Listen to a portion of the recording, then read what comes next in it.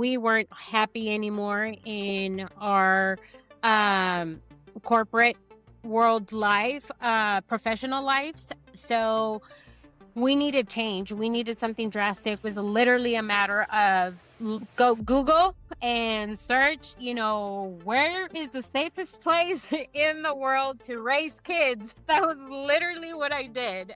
It was him and the luggages, and it was like a van, and he was the only one that fit with all the luggages. What's a 7-passenger car? The girls and I had to catch a train from Barcelona to Valencia. We were 97K in the hole, terribly. 97K in the hole. And both of us making 6 figures, great amount of money.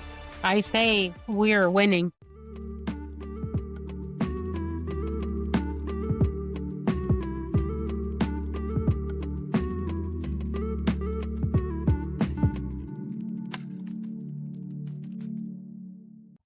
Hello, guys. Thank you for accepting the invite to talk today. Absolutely. Thank you. It's a pleasure. Today, we have a happy family from Spain that moved to Spain. We have Yibet and Manuel. I have to ask you guys, where are you originally from? I am originally from Texas. I was born and raised in El Paso and moved to Dallas when I was about 15. Okay, nice. And you, Manuel? I was born in Mexico and moved to Texas when I was around 15. Okay, so you moved both to Texas. Did you went to school there, or how did you met? How did you end up meeting?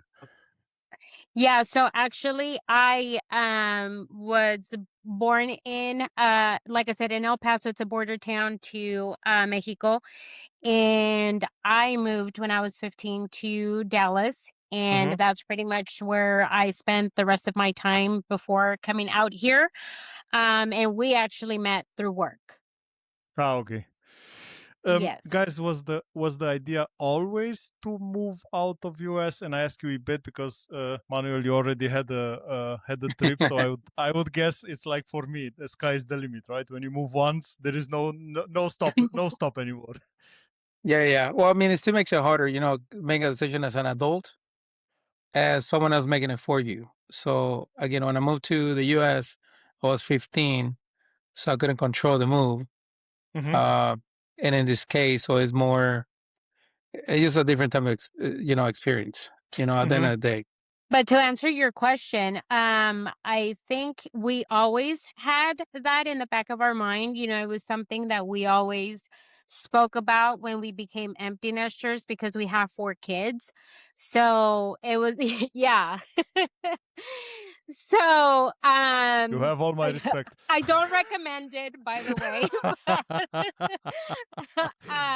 Totally kidding. We were kept busy. We still are to this day. So we have 4 kids and a grandbaby now, actually. So we always spoke about, when we were empty nesters, living somewhere in Europe. It was never a topic of conversation with the kids. So this was always in our plans. So when you decided to move, you were already, let's say, over the small period of the kid, right? Of the kids. Yes. So we initiated the move 3 years ago. And it was literally something, like I said, we had spoken about it, but once we were empty nesters, life changed.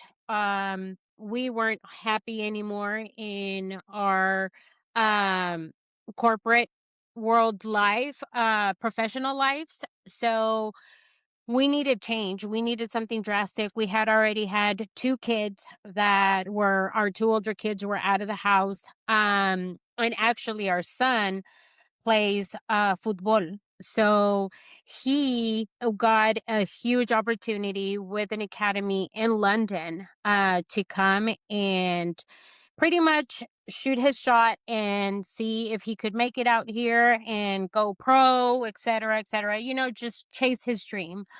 that sparked up the conversation of, hey, what's next, right? We're not happy where we're at. Our oldest is already off on her own. Our son is, going halfway across the world.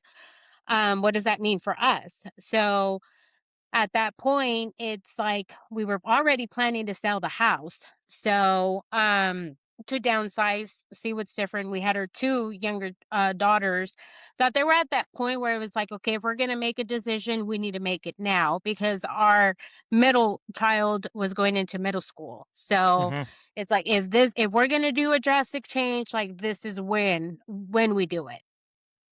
Right. So first of all, Yibet, I have to say you're only the first person that I know from the States that said football to our football, not to the American football. That's Yeah. I have to say. Much respect. That's on because me. of him right here. I want to say most probably that's on Manuel 100% because coming from Mexico, I think. Yeah, respect. You call it what it is. So I know I come from my son and him being huge football fans. It's like, no, that's the proper term for it. And Absolutely. There is only one. Let's exactly. be So honest. I'll respect that.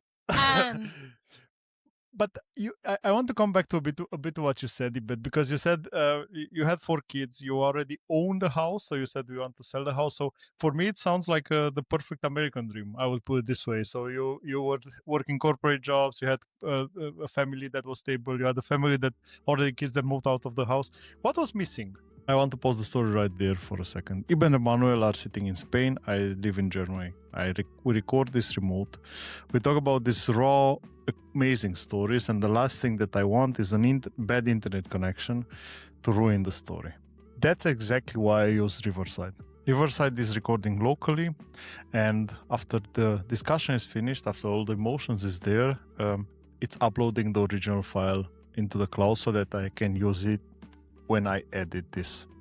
Even if we have an internet glitch, a connection drop, our final result of the conversation is not affected, so that the emotions are coming through as they were meant to be. So if you're building a podcast or a video brand and you want this level of quality, use Riverside. Use the link in the show notes caption so that they know you come from me. All right, so let's go back to Yibet, Manuel, and the moment in which they finally decided to leave Texas behind. I think we weren't happy.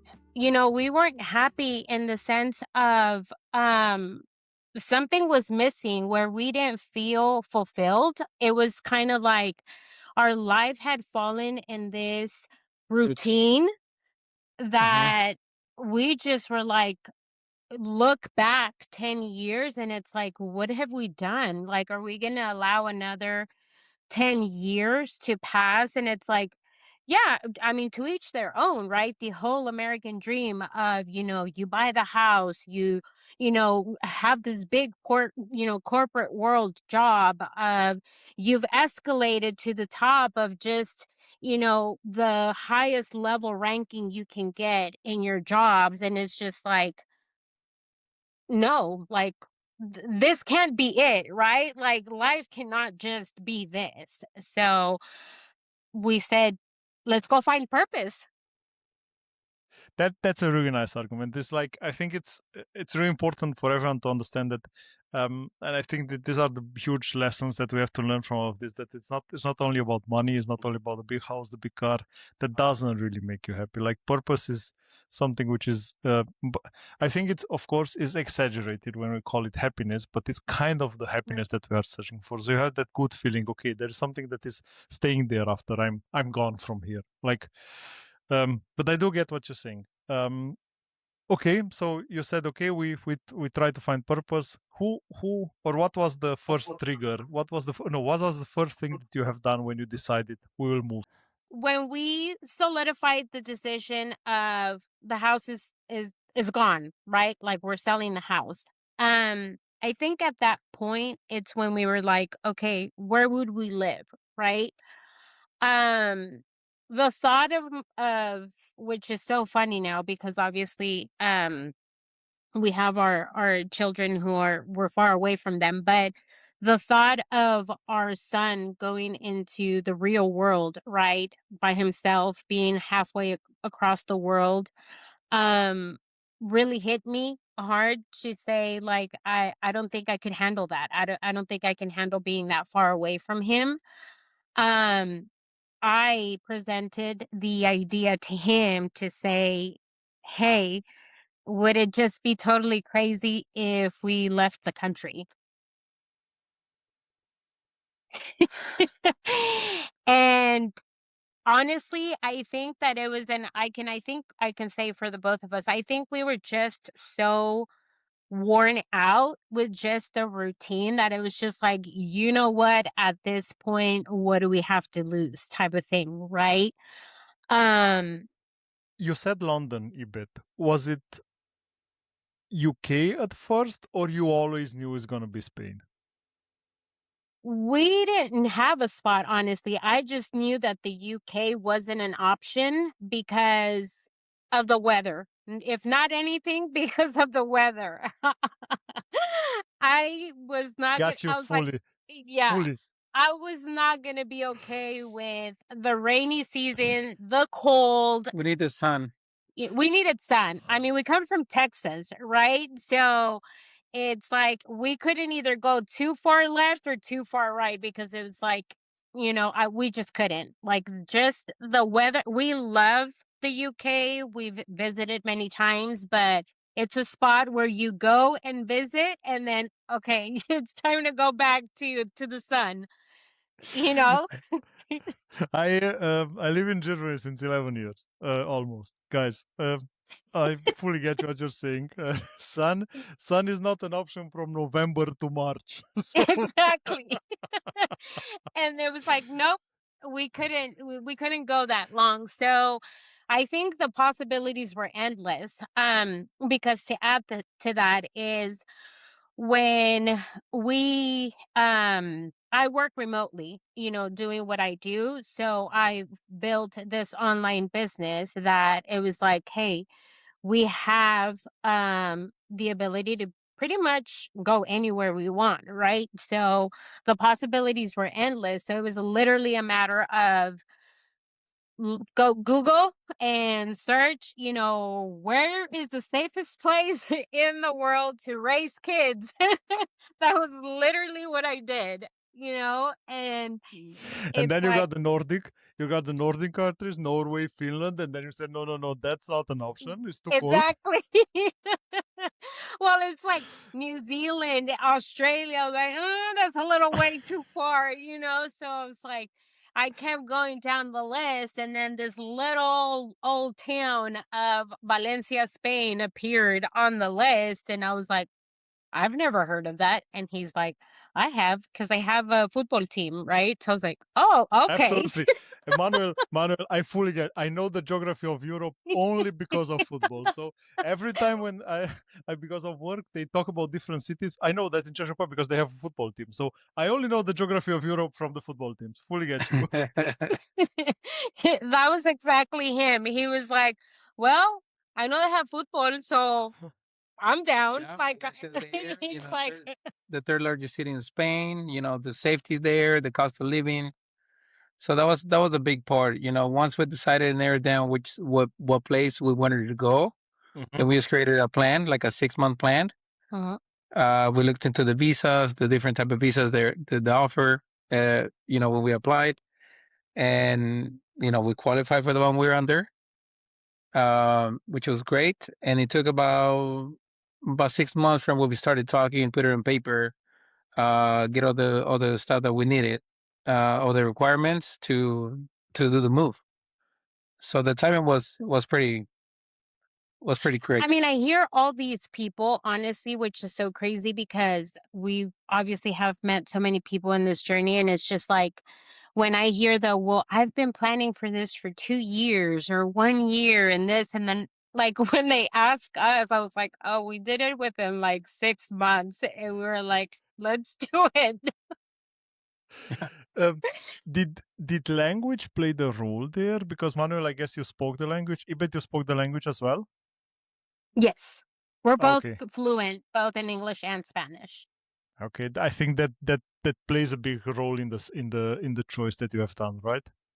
Yes, 100%. That was primarily just um a big decision into, I think it kind of checked all the right boxes, when we Mm-hmm. went down Mm-hmm. the list as far as like, weather, safety, the language, because we knew how much of a big transition this was going to be, so we were trying to minimize the amount of things that we were already gonna have to deal with and not Correct. trying to make it Makes twice sense. as hard for our girls as well. Makes sense. Makes sense.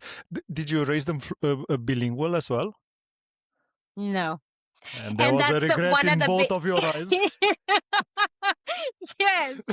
And that's one of the biggest things because we've talked about it. It's like, yes, although Spanish has become one of the most popular, I think it's like the second most spoken language in a lot of countries.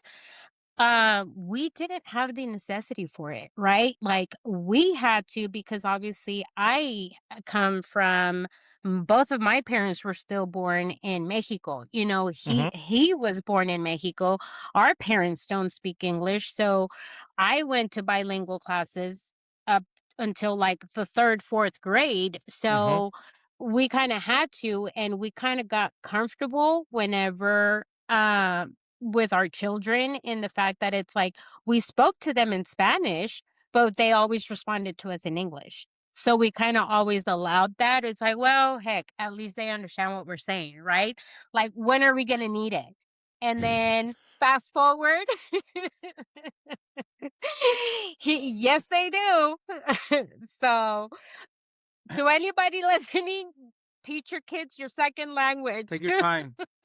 Look, I have a 8-year-old son. He's gonna be 8 this year, and we don't ask me why, but we speak English with him at home. Most of the time, he's speaking German from school, and we struggle to get Romanian back into his vocabulary because, like you, we realized that we had the same. No, nobody need it. We don't need it, and Exactly. then we realized, of course, our parents still don't speak English or German, so they can understand, but still, Romanian will be much more comfortable. And I cannot sign what you said. So whomever is watching this, just any extra 100%.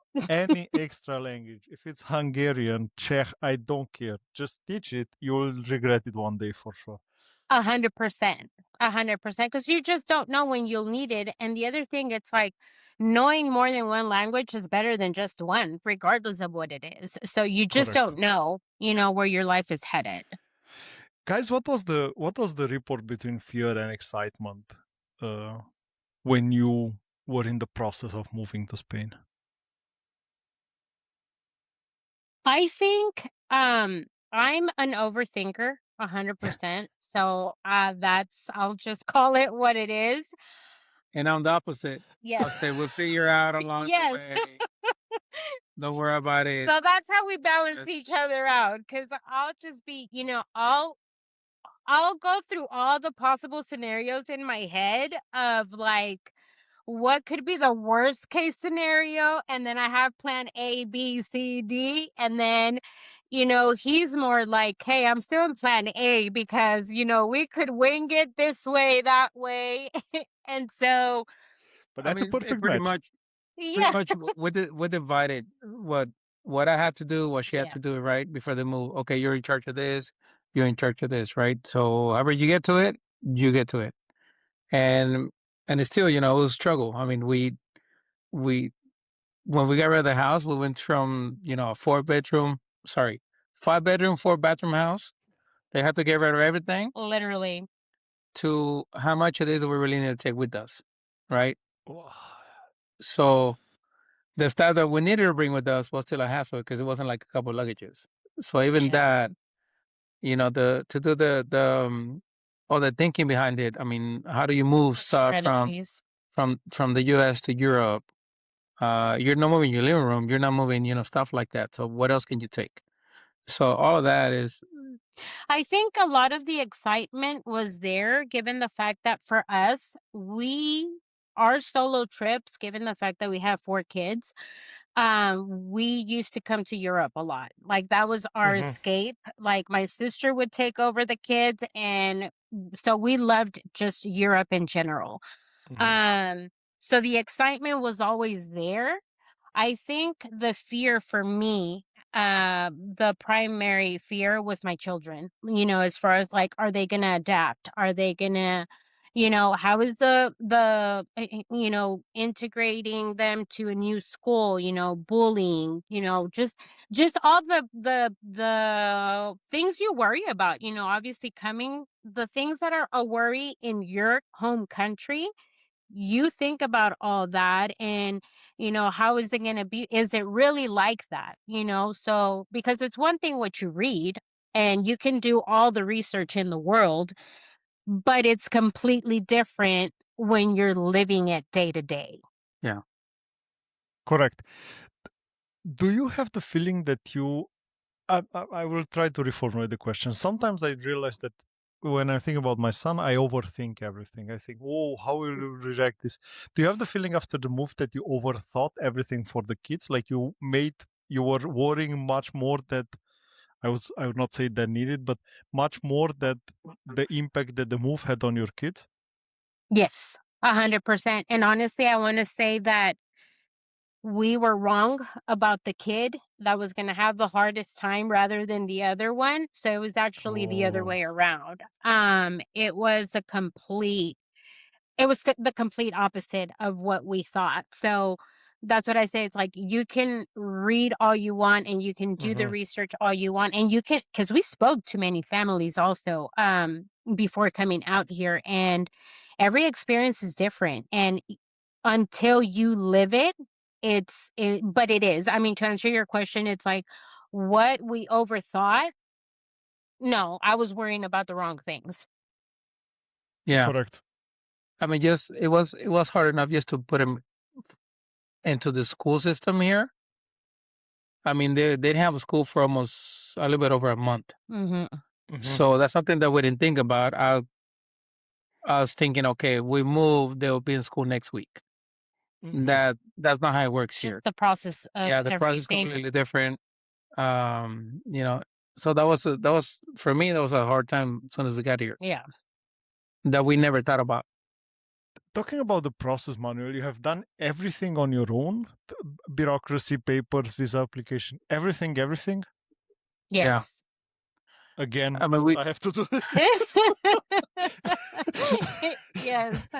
we met a couple parents from the school once the girls went into the school that kind of local Mhm. parents, Mhm. and when we asked a couple questions, they always like guide us where to go, but it's not like, oh yeah, let me take you and walk you in, hold your hand, that type of scenario. It's like, okay, you can go here, they'll give me an address or they'll give you a phone number, and then we just have to navigate through it, and a lot of headaches, but A lot.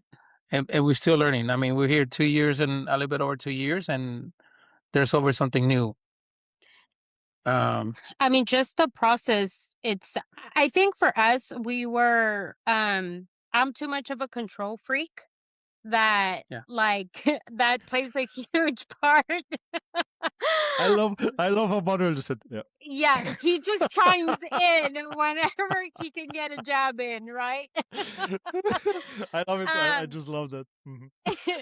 I think that it's just I'm too much of like I need to know, because also it's like I want to learn. Like I don't want to, yeah, the easy button is paying somebody to do it for you, which I mean if there's a language barrier, by all means, I get it 100%.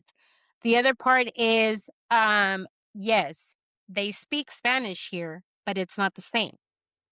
I want to So ask. I have that question on my list. I have Side it for note, later. side note, um, so it was like, so I totally get it. I totally get it. There's people that just can't get over that hurdle of, I just don't understand what they're saying, right? And we're speaking the same language. So I get it. But for us, it was more like, hey, like, we're going to live here. Like, we need to integrate. We need to become part of this process. Like, we need to be in it. So we need to learn. And that's a lot of the fact of, hey, we can do this. Roll with the punches. We're learning with it, and we're, falling down and picking back up, and next task. But something that I can say is like her patience kind of grew a little since being here because everything takes 100%. time, right? Something that they're used to taking, I don't know, an hour or something that you can do online. It can take you a week here or a month. Yeah. Right. Something that so so it's like just patience. Be patient. It's like I mean, Adam Gonzalez said, it's painful, but it takes a while Exactly. to. it is, 100%. and I there's have to nothing say that you that can do. the saying I heard from everyone whom I talked from Spain, that their most favorite phrase is "no pasa nada." Like don't Sí, worry. no pasa nada. Tranquilo. And tranquilo, like, oh, okay, thank you. So kind of you. But guys, you left everything behind. I mean, that's impressive. Like moving from a big house, moving into 5 suitcases, most probably. I think it's a learning moment in which you realize that maybe the material things that you wish so much to have, like, don't know, TVs or stuff, everything that you have in the house, are not that important anymore. But you took the ticket, you took the plane ticket, you got in the plane. And please tell me about your landing experience. How was it to arrive in Spain? That was our first moment of, you know what? Let's pack it all back up and let's go back. Let's start with, I think it was about 10 luggages. If you 10 if you luggage. can call it 10 luggages. We had a we bought a one-way ticket, right? I mean, the one-way ticket, there's not coming back. We had a layover in Miami Yes, on the way here, and I think we were there like almost 5 hours. because there was a Because of delay. the plane, there was a delay on the flight, and that just like increased the I don't Stress. stress level, right? Are my bags gonna make it? Like, what time are we gonna get there? So all this, it prolongs the time. By the time you have something set up, from Airbnb or whatever, like, okay, I'm already 5 hours behind from the time I was gonna arrive. So just the getting in the plane here was a headache, and then how am I gonna get all these bags to the Airbnb? I didn't think that through. True, because you cannot fit them in a cab. The taxes are small. Exactly. I Again, just realized it as you said it, but I would never thought about it. Yeah. well, And it's stuff you don't think about until you get there, and you're like, what do we do now? How are we going to get all this stuff there? so Yep. I need to get 3 taxis. Like, I don't know how this works. Yep. Are we gonna send the kids in one, and each one a different one? So I found a company in Barcelona because we landed in Barcelona first. Mm-hmm. That pick all my bags from the airport and took them to the Airbnb whenever I needed it. At the time that you asked for, that's what they took them. But then I didn't have a way to bring them to Valencia because I didn't think that through. So that was another headache. I mean, he thought he had scored big time because he's like, hey, babe, like, Yeah, I have it covered. Like, don't worry, the luggages are covered. And I was like, oh, okay, perfect, right? And I was like, awesome. So we get to Barcelona. We get to our Airbnb. I was like, oh, we're trucking along. We like conquered and faced our first obstacle, right? Like, we're winning. So we're in Barcelona. We're there for a week and stuff. And so we stayed there for a week, had a little fun, made a little trip out of it with the girls. And then it's like, we're ready to come to Valencia. And I said, hey, when do the luggages get to Valencia? And he's like, what? I was like, yeah, we have to still make it to Valencia. And he's like, well, I didn't factor that in. I was like, oh, well, that's great.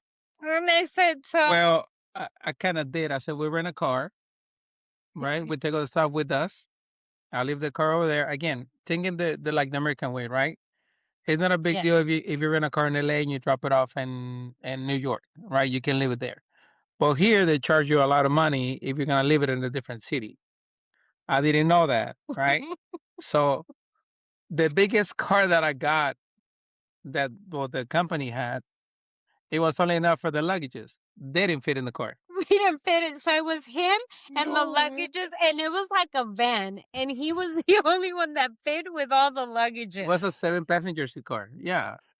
I figured Because everything again, fits. thinking from the American side, when all the cars are huge, Are huge. absolutely understandable. Mhm. Absolutely. So he's like, you're not gonna fit in the car. And I was like, okay, so obstacle number 2, or 3, 4. So the girls and I had to catch a train from Barcelona to Valencia. So while he drove himself and the luggages all the way here. To an Airbnb, dropped them off, went to pick them up at the train station. Yeah. Yeah, I mean, So to say it was an experience, to say the least, it very much so was. How was you said you already said Airbnb in Barcelona and as well in Valencia at the beginning. How long was your Airbnb period, and how did your apartment hunting went? And compared to the market that you knew from US, how did you find the one in Spain? I think that luck. again, it's a whole different process. I think, and it's also having to do with the fact that, again, we reiterate the fact that we handled a lot of this stuff by ourselves. So we've learned this process through and through because we've been like thrown into it. We didn't use a relocating service. We didn't use, um, you know, just someone partnered us up with, a realtor. This, like, no, we were like, he was contacting all these people on Idealista, on, 20 people like on WhatsApp, because that's the other thing. Here you do everything through WhatsApp, and I kid you not, I think we saw Like 20. like 20 apartments. I kid you not. We found the one that it's it. We were in an Airbnb for about a month and a half to give ourselves enough time to, the visa process, finding an apartment for long term, blah, blah, blah. We found it. Perfect. We had 2 weeks left at our Airbnb. Literally, the week we were supposed to move in, the landlord decides he doesn't like our profile, whatever that means.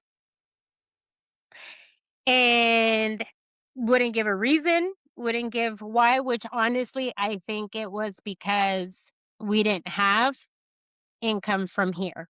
I 100% think that, looking back now at the situation, I think that factored in a lot, that he didn't care. We could, pay, the deposit, anything like that's another big thing here, that it's like, you cannot solve anything with just trying to pay for it. They don't care. You can try to pay your way through whatever you want. They don't care. If just they didn't like our profile, perfect. So now him and our 10 luggages had to figure out how to go from that Airbnb to another Airbnb while we looked for another apartment. So the logistic was a mess. Oh gosh, it was horrible. I wanted to move back every other day. But leave But I have to- all the baggage behind. I have to tell you guys, this thing with the profile, we had it as well in Germany, and also without any explanation. That was one of the most disappointment moments, and I think you had the same, because you are not given a reason, and of course you Yes. go into the thought, most probably because I'm not from here. That's Mhm. what goes into your head. Like, you cannot really control that, because that's the only argument that you find. And I have to say, I have the exact same example, because we were.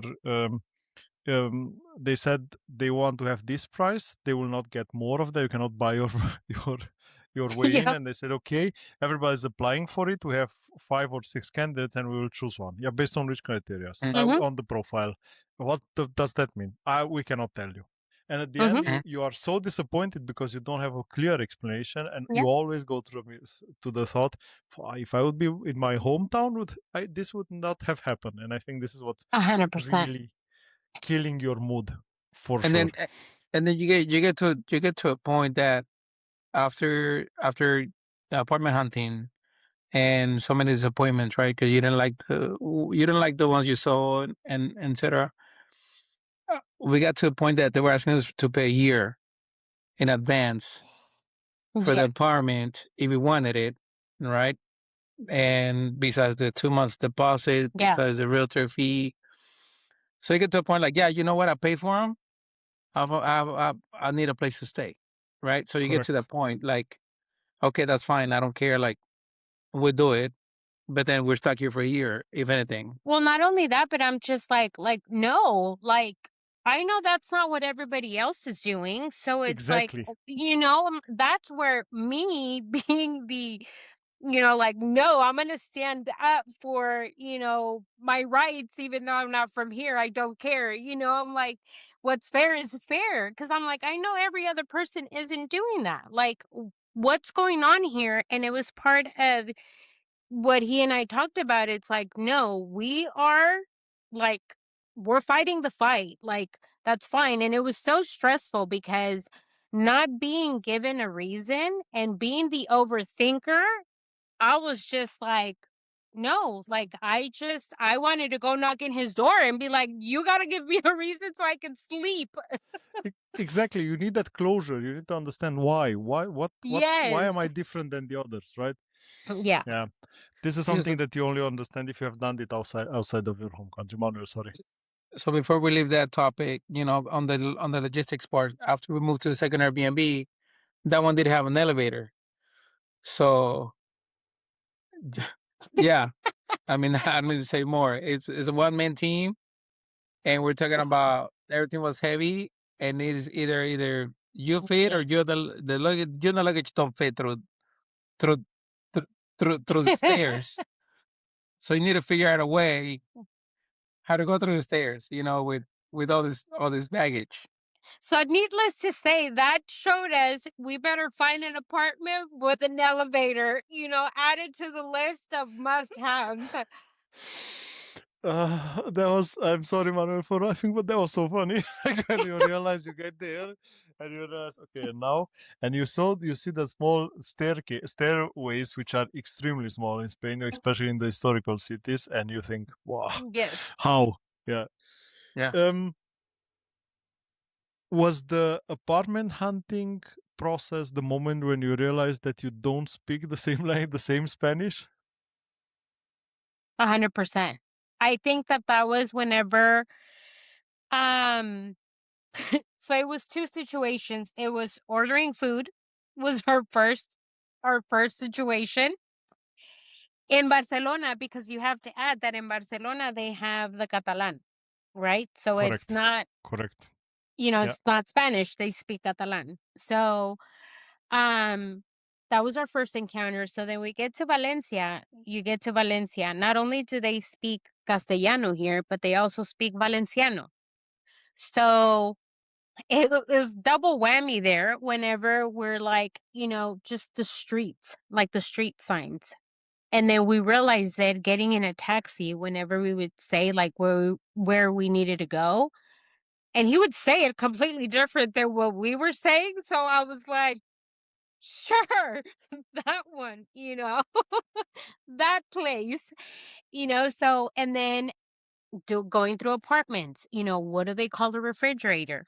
Well, they call it a nevera, we call it a refrigerador, so it's just little things like that where it was like we would ask for stuff. And then thankfully, honestly, we met with a realtor where he was like a blessing in disguise. He was super sweet, super nice, very welcoming, very helpful.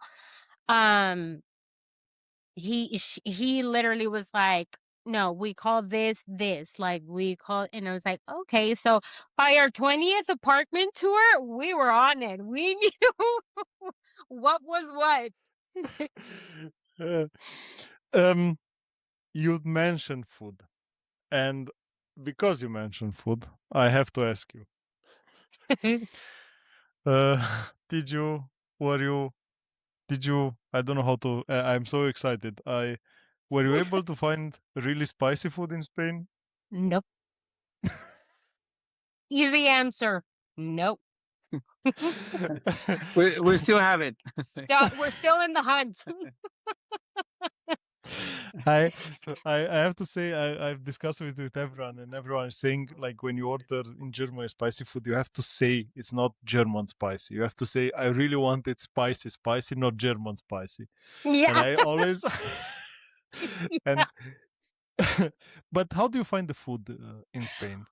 Honestly, I think for us, and I'm going to be very careful with how I say this because I think it's just everybody has obviously their Correct. own, taste buds. But I think for us specifically, it's very, very difficult because we come from a country, Mexico, that has won, best, food in Forbes, I don't know how many years in a row, for just it has all these, 5-star restaurants, so many Michelin star restaurants. I mean, it's just, and it could be the simplest meal, right? So I think for us specifically, flavor, we already use so many spices, aside of just how spicy the food can become, but just in general, remove the spice from it, like as far as like sauce, hot sauce, right?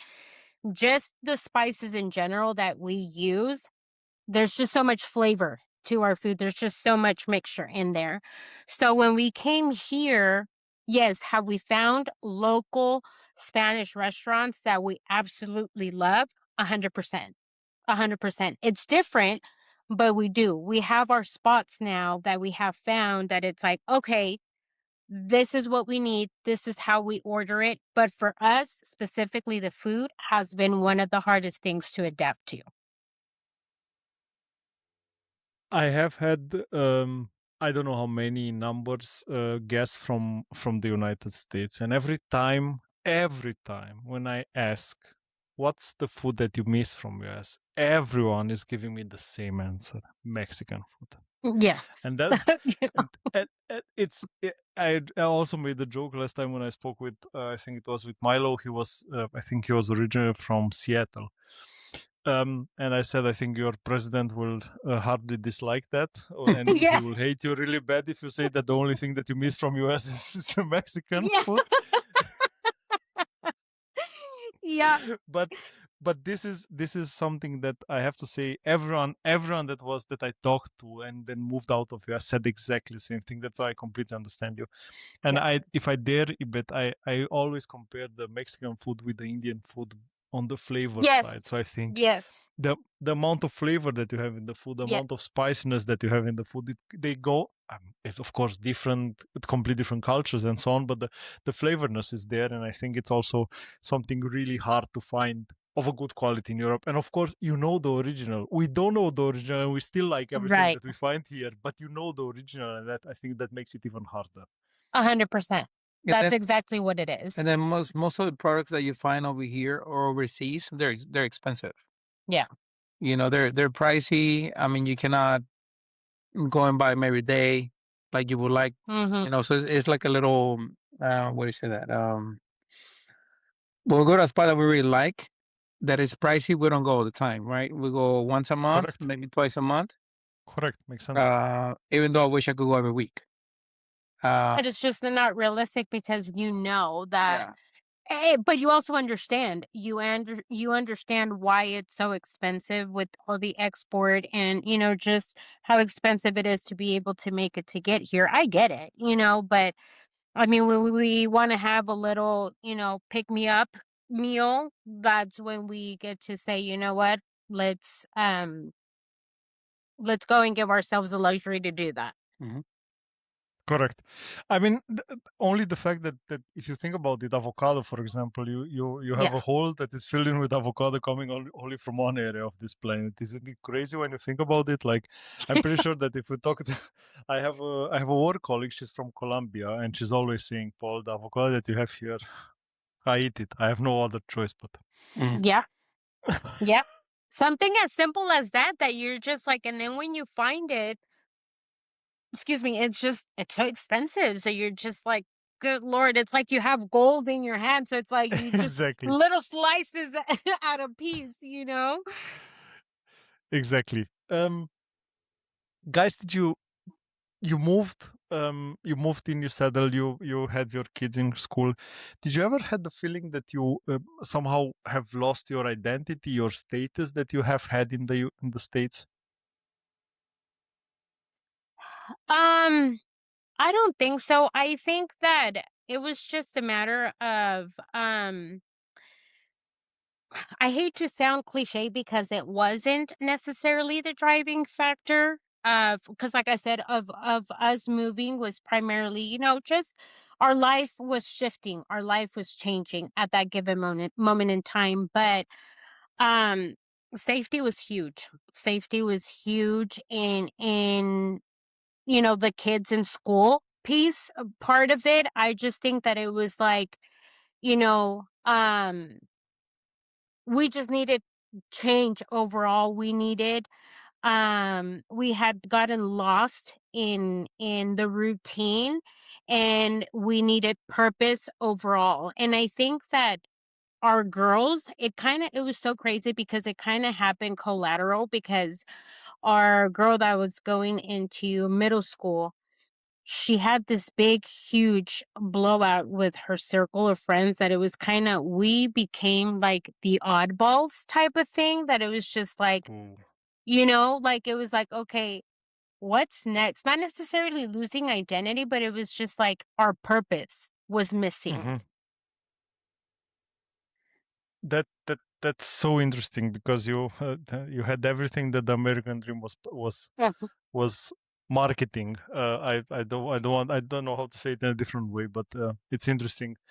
Um, when was the moment that you realized this isn't a trip anymore? This is where we are, and this is where we live. I you know what? It's so hard because I think we've spoken to so many families and we all struggle with that, with the fact that it's like you get here and it's so hard to shift from a tourist mentality to, hey, slow down. Like, this is our home. And honestly, 100% for me, because of what I do for a living, I'm a money person, I'm in the finance industry. When it hit our pocketbook, and I said, hey, like, we need to slow it down. Like, we're having too many tapas, we're having way too many trips to the museum. We're traveling too much. We're trying to see all of Europe within like a 6-month span. Like, we need to slow it down. Like, we live here. Like, this is our life. Yeah, but also when we went back to Texas the first time, and then we came back, it felt like, to us it felt a little bit like home, right? Okay, we're going back to where we live. Mhm. So we came to visit. Now we're going back Like, to. listening to our girls whenever, and we had gone for a month, like, listening to the girls say, like, I'm ready to go home was like, we're Wow, leaving that's home to go crazy. home. Yeah. Yeah, That's crazy, and that they were happened just tired of quite being in the fast. car, driving all the time. You know, Like, uh, that was the moment, like, for me, like, listening to our girls say, I'm ready to go I'm home. ready to go home. I was like, What do you miss the most from US? Except food. except the Mexican, food. we But check Mexican we food and we checked the said that's food it. box. Honestly, I think for me, the two main factors are family, our children, and our community. Our community, we miss it so, so much. It's been one of the hardest things. And secondly, I think the convenience that the US offers. I miss that so much, that it could be 2 in the morning and you need medication, you want to go out and have breakfast at 2 o'clock in the morning, we can go do that. Like, I miss the convenience of having everything at your fingertips. That's so interesting that you're saying. I was so shocked first time when I was in the US when I realized that Walmart is 24/7 open. Yeah. Most probably not all of them, but most of them. It's Mhm. just crazy to think from the European perspective. Yes. And the fact that you can buy, so my biggest shock, I have to say it, my biggest shock is still that you are able to buy medicines from Walmart. Like Yeah. you can buy, I don't know, painkillers in a Mhm. box of 1,000. Yeah. So every Mhm. time when I go to US, I bring the fever juice Exactly. because yeah, Yeah. I couldn't find in Europe something similar. But I get what you're saying. And do you think it's hmm, because I think it's a far-fetched question, but do you think it's worth it to if you balance it and say, okay, we have the safety in Europe for the kids and so on, but we're lacking the convenience? Do you think it's a fair exchange to make?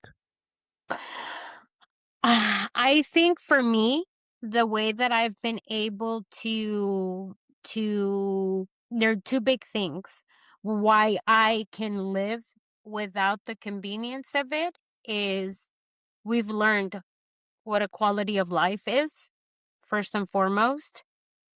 And second of all, we've been given time back with our children. We raised our two older kids completely different than the way we're raising our two. It's kind of like we're having a do-over, almost honestly. Like it's completely different how we're raising we raised our two older children to the way that we're raising our girls as far as safety, as far as being involved. And we were very involved parents with our two older children as well. But this has opened our eyes to a whole different level that I can do without going to Walmart 24/7. Yeah. that's a that's a really good point. Yeah. That's I a mean, really good the point. convenience you can always, make up with it, like she said, with something else, right? You plan for it. You always have favorite meds in the cabinet here, so stuff Mhm, like that. Um, like for me, it's family and friends. The ones that you left behind. mhm, But when you go back and you talk about your life in Europe compared to that life in the US, I mean, they wish they could do what we're doing over here, Mhm. time wise and safety wise. Um, that they, it's kind of like, don't take it for granted, right? But it's like, yeah, guys, do what you're doing now as much as you can because the Mhm. tomorrow you never know, right? yeah, So Correct. we're enjoying it. We're every day we're trying. It still is hard. Um, not be able to see the grandkids, your son, and help them out with car issues or etc. Not being there. Um, but I mean, most of them understand, and they can come and visit if they need to. Mhm. Um, and see it firsthand. What it's like. Like our close friends have come before, and they love it. They just cannot afford to make the move because all it takes.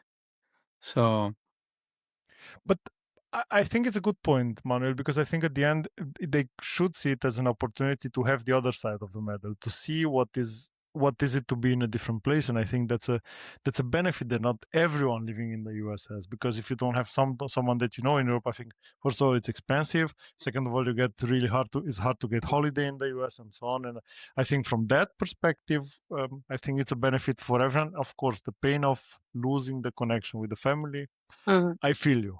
This is something that you only feel when you are doing this. Like mhm, everyone yeah, is, everyone can tell you whatever they want. They say, "I can understand you," no, but nobody really gets it until you realize that you are in a new place that where nobody knows you, where you don't walk down the street and you say hello to everyone because you knew everyone because you were always there. mhm, Like stuff like this. And I think this is something that but this is something that we are aware of, and we were aware also at the beginning of the movement.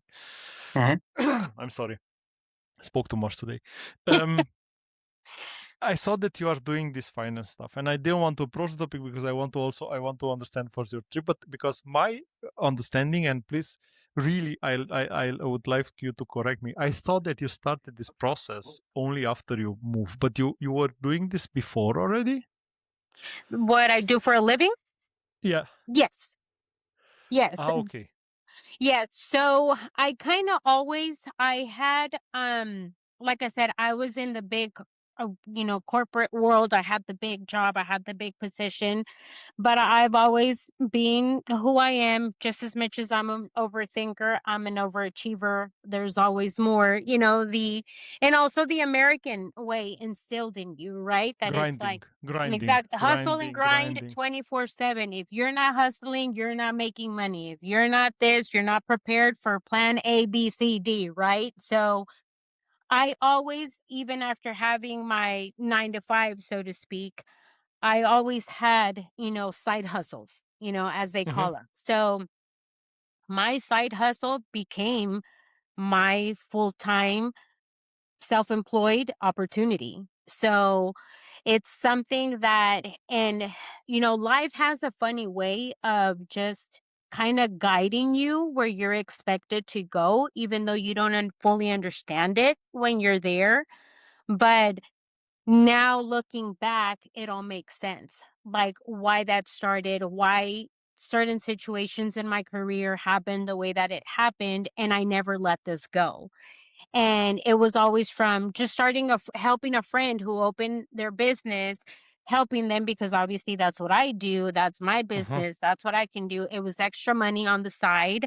And then from that friend came, their friend and then their friend. And so it just became this big, huge business opportunity to work remotely. And it turned into this. They gave us the ability to be able to make this move and not be tied down to a specific spot. Mhm. I mean, that's really nice. As I said, I've also, as I told you before, I did scroll a lot in your Instagram account, but I didn't want down enough. By the way, I will link your Instagram account as well in the show notes caption, before Yes. anyone that wants to find you. But what for me, it's so. It's always hard to form the sentences because I want to say a lot of things. Yeah. Com- I think we are all three of us come from a normal family background, so none of us was raised rich. We were coming from working families and so on. So, what I know from my family, and I don't know how it was in the culture from US, but there was never this budget planning, this financial planning, Oh, family no. planning was never in discussion. And I want to ask you, do you have this from the family or how? Because this is a skill that you that you learn. Yeah. So, funny story. Being an accountant, I've always been financial advisor, accountant. I've always managed everybody else's money, and I was horrible at managing our money. Horrible. Horrible. So, true I story, like and as I Manuel. I said that, like you yes. so much. I like Manuel so much. I like. But I His think we facial could be good friends. expressions. Yes. So, fast forward to um after 2 kids, Three kids. no, 2 kids and then pregnant. Um, we were 97K in the hole. Terribly. 97K in the hole. And both of us making 6 figures, great amount of money. Like money was never the issue, right? It was a behavior issue. Um, I got to a point to where I was like, I can no longer live like this. I have to, because we come from a culture that you're not taught that, right? Like, especially in the Mexican community, it's you hide your money underneath, your Mattress. mattress. Like you don't believe in banks, right? You can't trust the banks, right? They So want to steal because the you. bank They is want going to to steal steal your you. money. Yes. Exactly. So it was always what I did know was paying for cash for stuff, right? My mom and our family was always the saver. And she always extended that dollar as far stretch as she could because I come from a large family. My mother has never worked a day in her life. We were 7 children. My father was the working, yes. If you thought I was bad, my mom had 7 kids. um, and I always and she was always very, very smart with her finances, right? Obviously, for her to be able to have stayed home all her life to this day, obviously we're all grown now, but I was at the point where I said all of our family, we had made terrible decisions because the American dream, right? If you're not into debt, you can't if you don't go into debt, you can't obtain anything. If you don't do this, you can't do anything, right? Like you have to have the best of this, you have to have the best of that, et cetera, right? And as the famous saying goes, keeping up with the Joneses, right? So it was a lot of that. And I got to a point to where I met this huge financial advisor. He's very popular in the States. And I said, you know what? We got to do this. Like, I'm done. I can no longer live like this. So We're brainwashed in the right way. we were brainwashed in the right way. Yes. We're financially brainwashed. And at that point, I think we've got the program. We started the program. It was almost like I was listening to myself speak through someone else to me. What I was teaching other people, I finally had somebody saying it to me, right? And that was the breaking point, honestly. That was the point where I was like, I'm breaking cycles. I'm changing the direction of my family, of my kids. And just like when I told him we're moving to Europe, when I told him we're starting this financial program, he said, okay, just tell me what I have to do. Do it. I have to ask you, were you talking about Dave Ramsey? Yes. So I heard I'm watching some of his videos. I find his way of speaking impressive just because he's saying, and I think it's exactly what you said. Everyone that is calling there, they know already what they have to do, but they have to hear it from someone else because it's the the level of hardness when someone is telling you you are not affording that car. No, go and sell it tomorrow. No, you cannot afford it. I Mm-hmm. think this is something when someone is telling you that you realize, I thought about that, but I want it because Yeah. status and so on. What I love, there was and I'm sorry that I'm going into a bit in this rabbit hole. I hope you forgive me, but there was a saying from him. There was a story from him when someone was calling him and saying, I think I'm not doing enough because I see all these guys on Instagram. They have bigger cars and they are also in their 30s and they make a lot of money. And then Dave said the story. We had in the past keeping up with the Jones. But the Jones were living in our neighborhood. We knew them. We knew that they had money, but we also knew that they had a fight every once in a while. That maybe Mr. Jones was kicking Mrs. Jones every once in a while. So we also knew their problems as well. But seeing the Instagram posts, seeing everything that the people are posting online, we don't know that they have a problem. And that was such a big realization for me Yeah. because at the end, that's so important.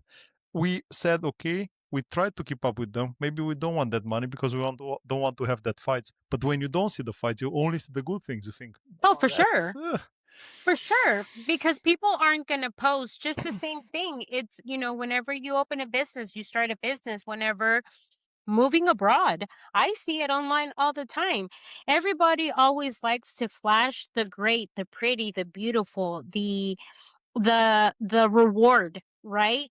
But nobody speaks enough about the ugly truth behind that photo, behind that Instagram post. All the daily struggles, all the logistics that you don't work through, Yeah. I mean, exactly. there's just so much behind it that is just like, when we decided to go the Dave Ramsey route, we lost all our friends because we started saying no. We started That's saying something I no. haven't thought about. Yeah, Yeah, makes you sense. really truly realize who's in your corner because the minute we started saying no, we were no longer invited. And I said, well, I'm going to say more no than yes because yeah, we're on a budget. We're saving. We're on a path on a purpose of there's a reason why we're doing what we're doing. We literally kept one set of friends that they're our friends till this day. They're the ones that have come to visit us from Texas. And it was crazy because everybody was just kind of like, oh, well, you guys, have all these, big corporate jobs and you guys have these big high paying positions and you have the big house and you have this and you have that. And it's like, yeah, because I say no. That's why I have it, And I'm like, so I just think that it's not spoken about enough about the fact that it's like, you know, every reward has its process. And I think that so many people focus on the reward versus the how to get there. Yeah.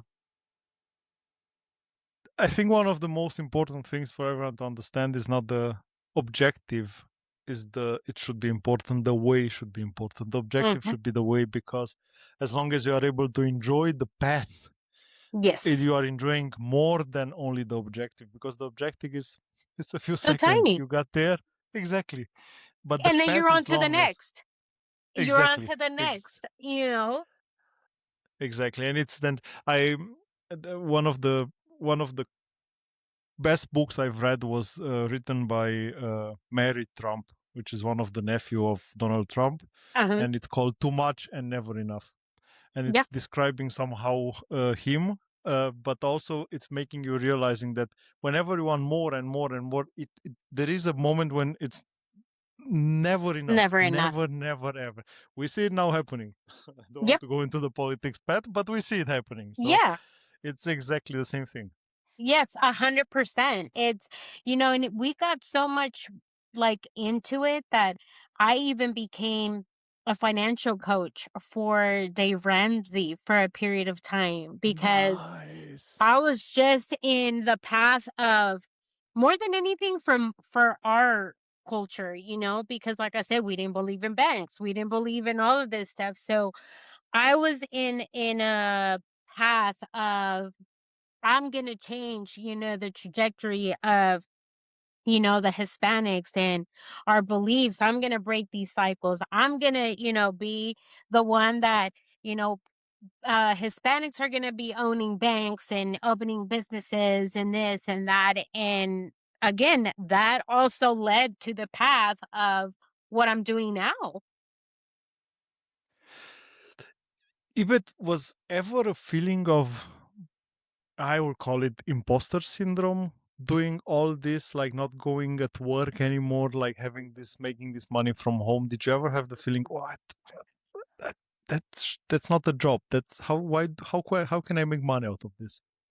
Honestly, I do. Yes, because how is that realistic?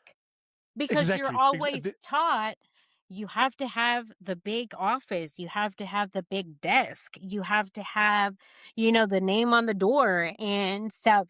So even to this day, I even tell him now, I'm even getting goosebumps because I even tell him to this day, like, the fact of being able to do what I'm doing, and it's such an important job. I'm managing people's money, businesses' financials. Like to be trusted to do that remotely from just not only just remotely but from anywhere in the world, truly, how is this possible? Like, how is this a reality? Like, why am I being picked than this big financial advisory company? It's mind-blowing. You do feel to some extent like an imposter because it's just like you second guess everything that you do. You're trying to compete with these big wigs, as they call them, and you almost feel like it's not real. I have to say I think what you are bringing it is the life experience. And I think the life experience is not coming in these big companies, because usually the big companies are hiring everyone from the outside, putting them on a 2 months training. Now you are the financial expert because we tell you are the Yeah. financial expert, and that's it. And I think most of them, they are young. I'm not saying anything about young, but on such a position, you need the life experience. You need to know to you need to have failed with money before you 100%. can be successful. and I think this is something that you bring in, and I think that's a really big piece of experience that you put in there to help someone, because nothing says experience more than own experience, own suffering. 100%. I mean, we lived it like through and through. So we knew what it was to wait for the paycheck before we even had it, you know? So we already spent the paycheck before it was in our hands, you know? So Guys, there is a saying in Romania which I love. You know, in Romania, I usually have 1 or 2 payments per month. So that's all. Mostly one now, in the past were two. And there is a saying was saying that you know you are rich. No, you know when you are poor when there are days left at the end of your money. I've heard it. Yes, yes, yes. So we are all coming from there. We are going from there, and we know how it was. I know how it was. So Exactly. Exactly. It's like we know when there's just way too many days left and the money's not there. Yeah. exactly. Guys, how does your definition of success change since you are in Spain? That's that's a good question. I think for me personally, I'll let him answer his, but for me, I think um I was so focused on prior to moving here, I was so focused on I managed my success based on what I was driving, what I had accomplished, based on degrees, based on uh, the amount of money in our bank, the figures, you know, of what my salary entailed. Everything was all factored as far as the American dream, what that American dream was supposed to look like. The perfect family picture of you know, the great kids in a great school, and you know, being A1 sports players, you know, in athletics for our children. I think that shifting that here has become my success now to me means the luxury of being able to work in whatever field it is, work from home and be a present parent here and even miles away from my children. I speak to my children every day, even back home. I FaceTime with my granddaughter, and when to me, whenever we flew back to the States and my granddaughter recognized me just from video conferences, to me, that was, I mean, it was just mind blowing. It mattered in the sense of you don't know how much you miss out on until you know the other side of the coin. We didn't know this other side, this other way of living existed before we got here. So being able to have gained time back with our daughters, I mean, I I will freaking clean tables if I have to, if that means me being present with my children. Yeah, I think I can agree to that too. You go from the financial standpoint to having that quality of time. Me being a more devoted husband here, then and I walk my girls to school every day. Every day. Every day I walk them to school and I pick them up. Um, Extracurricular activities, I get to be in those on the weekends, and with her having our own time in the mornings, like that's very important. That's something that we never had. Mhm. Just to find that time.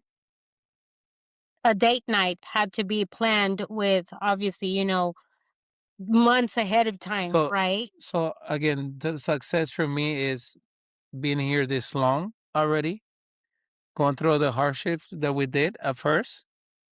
With I want to go back. I want to go back. I want to go back to okay. Well, this is our life now, and how much have we accomplished these last 2 years after the struggles. I say we're winning, Yeah. honestly. Absolutely. But that was so nice what Manuel just said, that the fact that the success is just being here for the last 2 years, just staying here, even though it was hard, even though we had problems, we had issues. And but I have to say this thing with the time, I still say that I'm extremely happy when I know my son's favorite cartoon or his favorite song this week, or his, because these are changing every time, like, and as long as I can keep up with his taste, Exactly. that I know them, I'm extremely happy.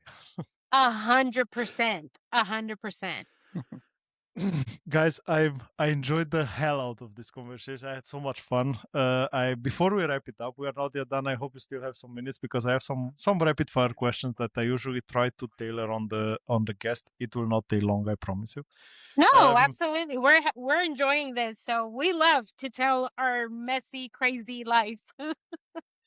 Thank you. I enjoy talking to you. I enjoy knowing these stories and getting to share these stories, because I think everyone has to learn from this, and everyone has to learn that there is another way. There is a way that can give you time. There is a way that can give you the benefit of getting to know your kids. Like you said, you get a do over, right? So Yes. this is something that I think you're not the only one going through this, and I think this is so important. If at least one person is learning from something from this episode, I'm extremely happy. For me, it was a pleasure to 100%. just to talk to you. It was such an enjoyable conversation. Guys, what is Spain doing better than US? And don't say healthcare. I heard it. Well, I have my days with that one, so that is not on my list. I think honestly, having a balanced life of quality of life, I think that is number one top in the list, honestly. I think having that balance between, yes, we need work, obviously, we need money to survive, to live, to whatever. Less is more. And the fact that you can walk around the street, this was one of the biggest things to me. You can walk in the street. You couldn't tell the difference between someone who's loaded rich versus someone who's just normal average 9 to 5 employee. Um, and we're all in the same bus. We're all using public transportation. We're all eating at the same tapa bar. We're all, having a cocktail at the local, coffee shop. I mean, to me, that the integration between, I don't say that it doesn't exist, because it does. There's always, right? The difference in social economics, right? That always exists. But is it more obvious than in the is in the US more obvious Oh, than it is in 100%. Spain? 100%. Okay. Yeah. I mean, just by being able to go to a restaurant that you can't simply afford, and part one of that's one example. The other part is that people, just because they know that that's where the average American will go eat, they won't go. Even if it's good quality food, they won't go because they feel they're above that. So just being here and being able to be just intermingled with all social class just levels, it's, to me, it's mind blowing. Like I said, you can be sitting next to someone who is very well off at the bus, and it's nothing, it doesn't matter, you're being treated as a human being. This is how it should be. This is Okay. how it should be. To me, something that Spain does better than the US is public transportation. 100%. And I think they really care, well, for the young people. uh, in a way that there's a lot of help towards the certain ages, right? Our kids don't pay for bus or metro Crazy. because they're under 14. Uh, school is very is schools is very affordable in Europe compared to the US. So Oh, education is out continued there. education. The s- the level of education here, I'm talking for my girls right now, the on the school they are in the grades, doesn't compare to the US at the same grade levels from that age group, right? So I think that's the biggest that I can see. Um, that is That stands out. like a shock, right? It's Yeah. like, okay, well, what do you mean I don't need to pay for their bus thing, or what do you mean I don't need to pay for uh besides the healthcare part, right? I mean that's a huge one, but the level of education and how much they focus on that for whether to have a career or and how family oriented Spain is, Oof. you know. So That's huge. so I think those like to me those are it, the big. Do you feel a similarity there with the family oriented with the Mexican culture? Yes. 100%. Yeah. It's very because personally with our culture, obviously that's the norm, but let's be honest. I mean, how many, like I said, I'm first generation, American from my family tree. So my kids, it's like that's done. Like still he's still from Mexico, obviously. So our kids kind of have half and half, but you lose that because you get integrated into the American culture as expected, obviously. So then you start losing that, as more generations come, you try to salvage that as much as you possibly can. But what happens? So and so works this day, so and so works that way, and so this. And now to gather the whole family, it's either in Thanksgiving or Christmas. Whereas one of the biggest things here that we see, it's every Sunday. Sundays, Every Sunday is paella day at family your days. pueblo with your family. Everyone eating out is tourists or other locals that from foreigners from other countries. But the local Spanish local people are in their pueblos, Home. are in their homes with their families, and that's their day.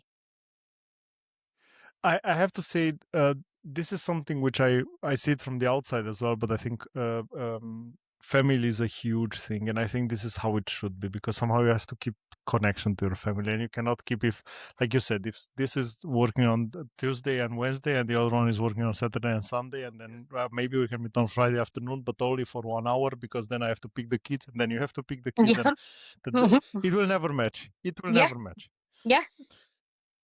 What was the biggest culture shock to this day since arriving in Spain? Mm. I'm gonna say it for me. I cannot. I cannot. I think there's no. Now I'm curious. Now I'm curious. I'm trying to say what's the best way to say it. I don't think there's enough proper etiquette. I'll say manners. Yeah. Yeah, Really? yeah. I'll give you an example. I We can be walking, people here walk fast, so you got to keep up with it. Out of nowhere, somebody just stops right in front of you and decides to have a full-on conversation about what they just saw in the window. So I'm just like, okay, you just stop the whole traffic. So now everybody either has to go to their right or to their left, so they don't disturb these people that just stopped in the like right in front of you. That's example number one. Example number two, no respect of personal space. None. You can be at the cash register and the next person is like this, like waiting for you to be done. And I'm just like, okay. Just give me a second and I'll be out of your way. Like, You want to pay for me? I mean, if you want to pay right? for me, Like, I'm okay with that. if you feel like giving today, I'll take it. I will receive it. Yes. Yes. I think it's just little things because again, I think the US can be whatever the US can be, but I think one of the biggest things is customer service and it's extended long ways. I think it's the country that exceeds when it comes to customer service and that just goes beyond that, just in general and everything. I think that, oh, excuse me, or oh, holding the door and thank you, and just, just manners overall in general, because you're always taught customer service. Customer service is huge. It doesn't matter the industry that you're in. So, and then for us also the other thing is our culture. Hispanic cultures, we're very welcoming. We're very all about, hey, good morning. How are you? How was your day? It's always a big happy go lucky big event. And then you come here and you're like, literally like, hey, good morning. What do you want? Like, oh, okay. Like and you can't take it personal because that's just how it's like cutthroat to the point. What do you need? Next guest, move on. Right. So I think for me, that was the biggest one whenever we walked into a coffee shop and it was like, hey, good morning. Like, how are you? And she flat out said, what do you want? I was like, well, I don't know if I want it anymore, honestly. Like, I'm even scared to ask you for I was anything thinking about the now. coffee, but now I'm not anymore. Yeah. Yeah. Manuel, is for you the same? Yeah, I would say manners, and this I'm still not used to this. We don't take a siesta. We're Yeah. not used to that. This is big. This That is that big. siesta is Oh, that's a big. good one. Everything's close in between when you need something. Uh, What's happened to us? Give them the example of we had something happen in the house. oh yeah. We had a plumbing issue in the apartment, and the plumber was here breaking the wall, and they came and shut us down because it was siesta time, and they used us to shut the water off until a certain time when siesta was over, and then go ahead and bang again. So even though it was an emergency, he said shut the water, and the plumber needs to stop for at least an hour and a half before She he. said, close the water, Yeah. stop the banging until after siesta. So And I said, ma'am, what do you expect me to do without water for an hour and a half? and also like well, like for us on Sundays, right? Like obviously we don't have family here, so we want to be out and everything's closed. Like a lot of the places. So it's like, well, what do we do? Like we can't walk, but we can really go anywhere. We'll come back at 5:30. So we can. That's when everything opens back up. So that's most of it for me. Yeah. I think the siesta is a big one. I think the siesta, of course, comes from different reasons. Some people are saying it's because of the heat. Some people are saying it's because of the Cold. of the time that The heat or the we can cold? find excuses. Exactly. Now, in most of the cases, it says because of the time spent with the family and having lunch with the family, which I don't think it's always the case. Almost probably in the countryside, yes, but I don't think in the cities about this. But honestly, I find it good a small power nap at midday, so Oh, for I don't sure. have that. I mean, it's something to get used to very quickly. But if I'm going to Exactly. be without water because you're taking your That's siesta, like, okay. come on now. If you don't get exceptions, that's crazy. I think you can go without a siesta one day. It's fine. You'll survive. So you can go without the siesta so that I have water today. Exactly. So it's a fair exchange. Guys, what's the one Spanish word that you cannot translate in English? One Spanish word that you cannot translate in English. Ooh. We got to think on that one.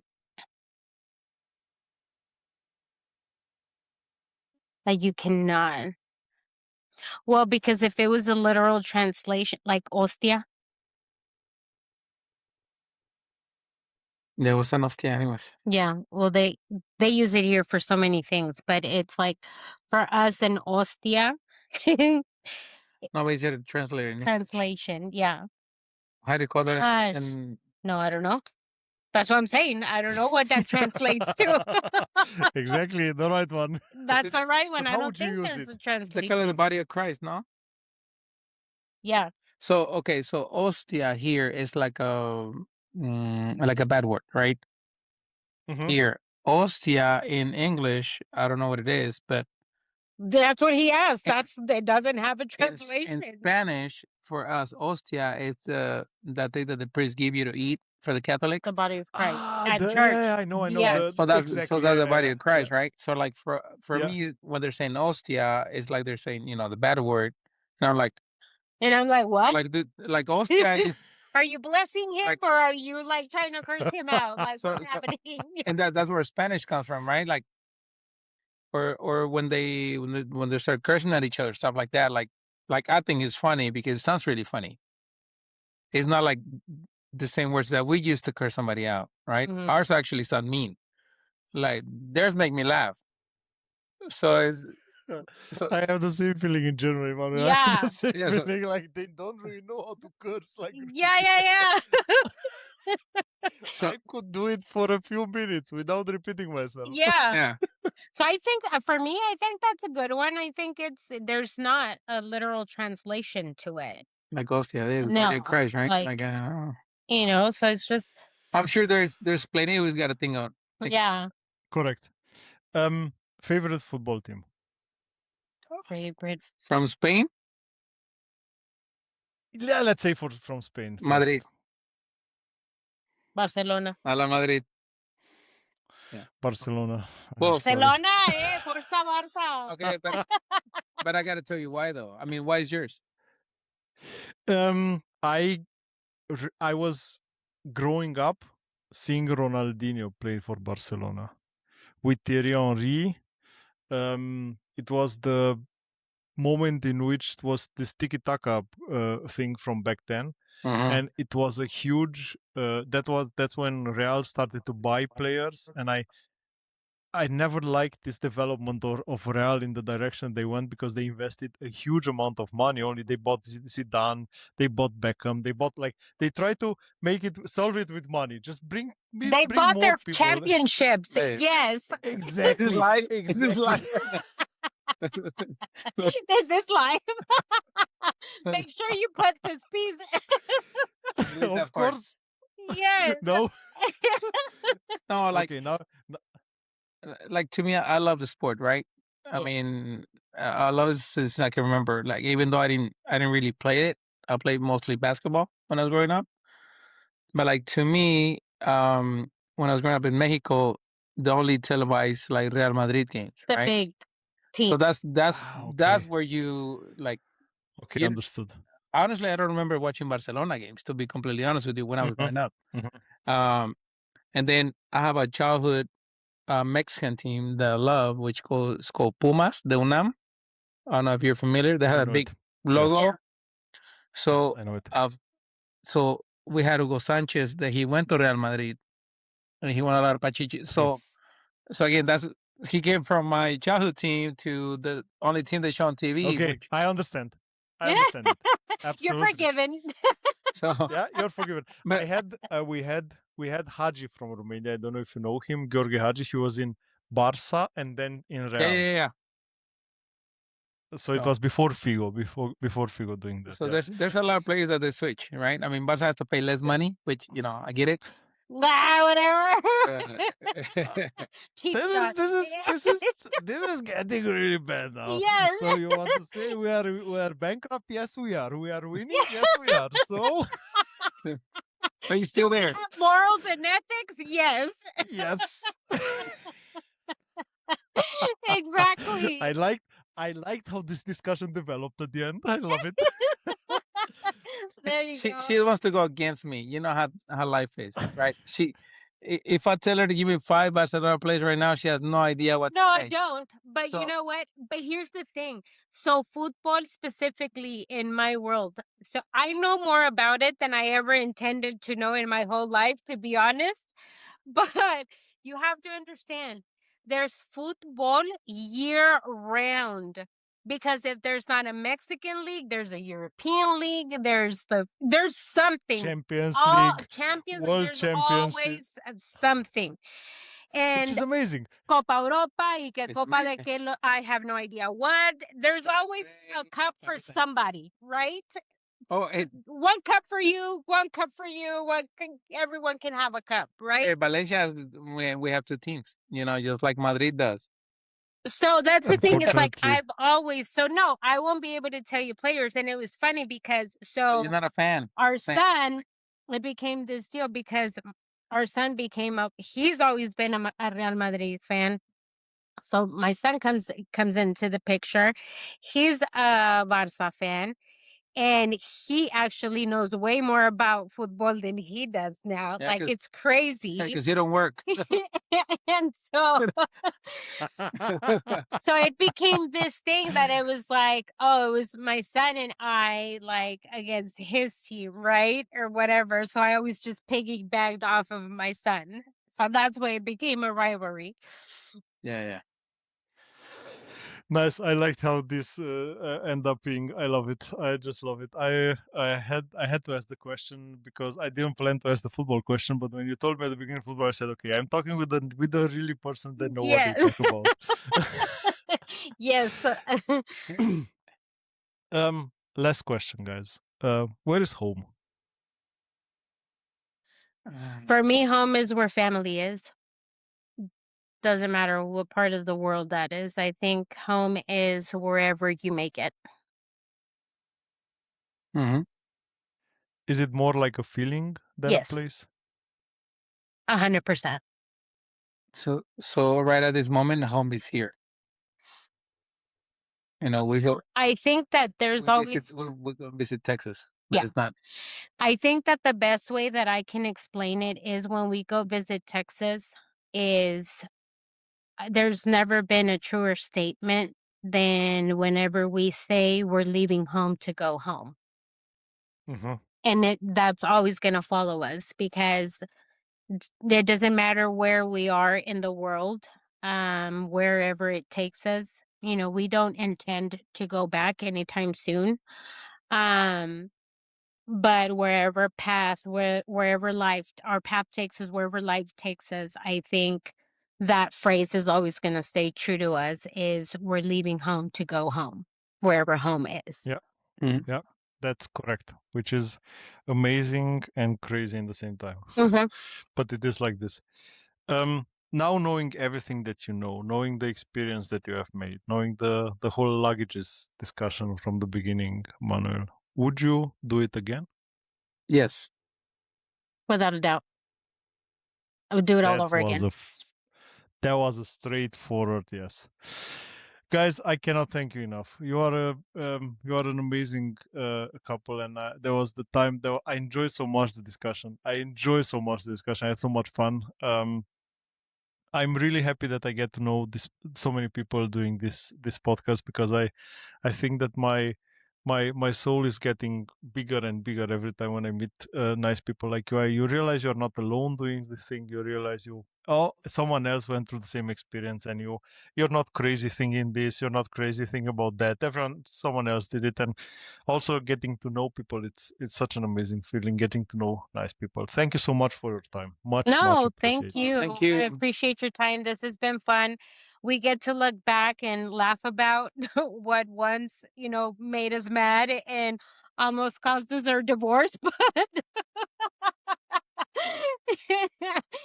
but totally kidding. But it definitely been able to look back and share these experiences and let everybody know that even with the raw, the ugly, the unpredictable, it's a beautiful journey. It's a beautiful experience. Take it for what it is. And if fear is what's stopping you, grab that fear and take it along with you in the ride.